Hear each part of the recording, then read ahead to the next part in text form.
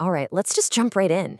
If you work in local agriculture, you already know the heartbreak. You've seen the staggering economic devastation that African swine fever, or ASF, has inflicted on our communities.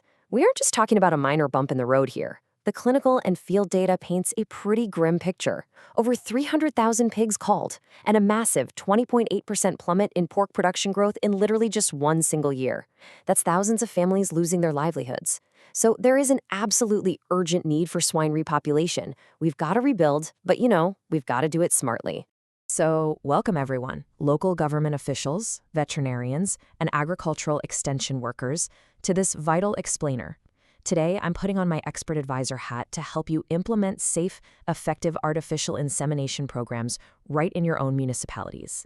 Think of this explainer as your comprehensive guide to the biosafety protocols you absolutely need to protect your local farmers. We're going to make sure your repopulation efforts are secure, science-backed, and most importantly, successful. Here is our quick agenda for today. The ASF Repopulation Challenge. Why AI is a double-edged sword.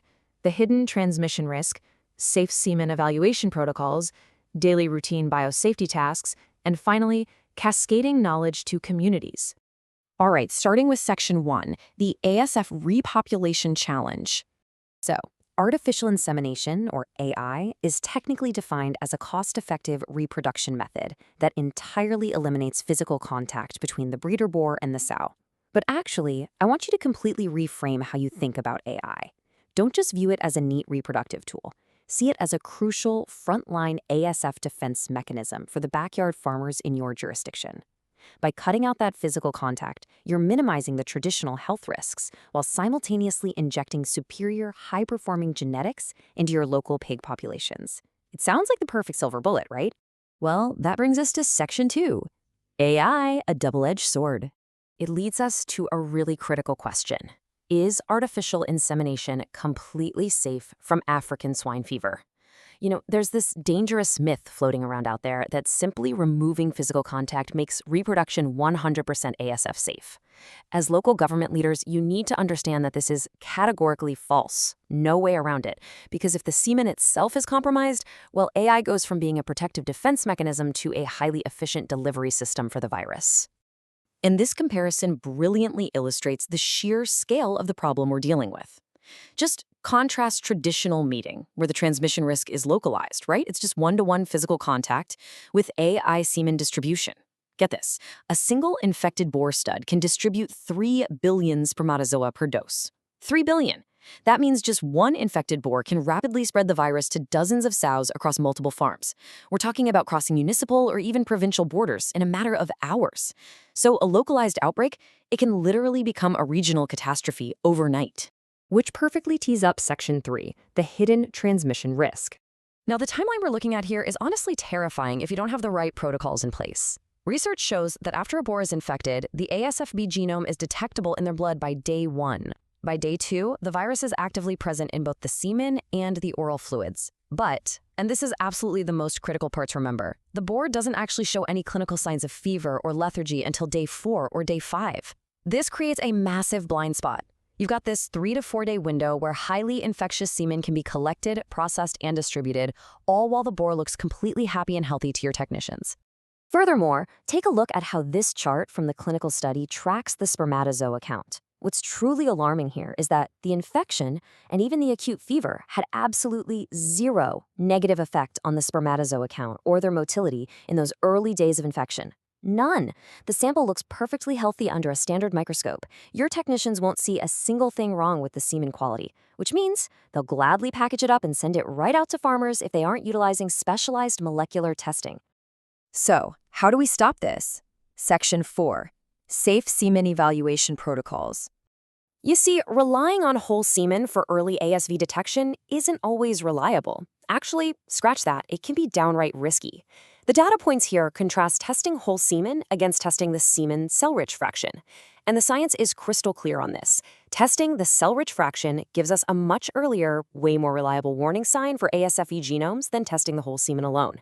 If your LGU laboratories are just running PCRs on whole semen, they might totally miss the virus on that crucial day 2 window. To fix this, you really need to mandate these exact technical steps in your LGU run or LGU supervised boar studs. Okay, step 1, Always collect semen using the hygienic 3-glove method to prevent contamination. Step 2. Have your lab technicians take 500 microliters of that whole semen and centrifuge it at 1,000 RPM for 5 minutes. And step 3. Isolate that resulting cell-rich pellet in PBS and run your PCR detection on that specific sample. By isolating this fraction, your lab techs have the absolute best possible chance to intercept contaminated samples before they ever leave the facility. Moving on to Section 5, Daily Routine Biosafety Tasks. You must implement these specific, non-invasive daily tasks to monitor the herd's health. And we want to do this without causing unnecessary stress to the boars because, well, stressed boars just don't perform well. First, hang 3-strand cotton ropes in their pens for about 30 to 45 minutes a day. The boars will naturally chew on them, giving you a perfect oral fluid sample. Easy. Second, have your staff swab the mounting dummy with Swiffer cloths right after collections. And third, ensure you're utilizing collection bags with specific filters. This is crucial to prevent bulbourethral secretions from contaminating the sample. Now, why do we bother with all this? Because the clinical trials prove it absolutely works. Just look at these charts showing the qPCR detection. By swabbing the dummy and checking the oral fluids from those cotton ropes, the labs were able to detect the ASFV genome by day 2 or 3 of the infection. Again, that is well before any physical symptoms appear on the boar. These cheap, simple, completely non-invasive daily tools are your absolute first line of defense in catching this invisible threat. And finally, Section 6, Cascading Knowledge to Communities. All this science is great, but we really must adopt the training of trainers methodology to make it work on the ground. A brilliant example of this was successfully demonstrated recently down in Malibale City.